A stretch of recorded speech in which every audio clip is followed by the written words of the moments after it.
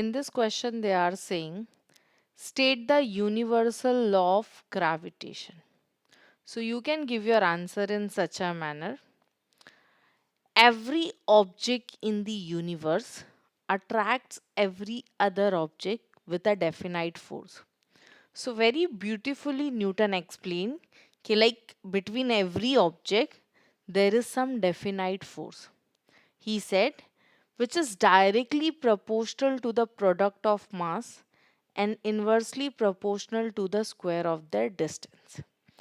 And limitlessly, he says that this law is applicable on any two object anywhere in the universe. It's not like this law is applicable like on the earth surface or on moon.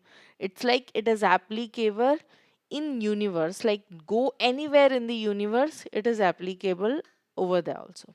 Okay, so yes, this is the Newton's like universal law of gravitation, that every object in the universe attracts every other object with a definite force, which is directly proportional to the product of mass and inversely proportional to the square of their distance. I hope you like the solution. Thank you.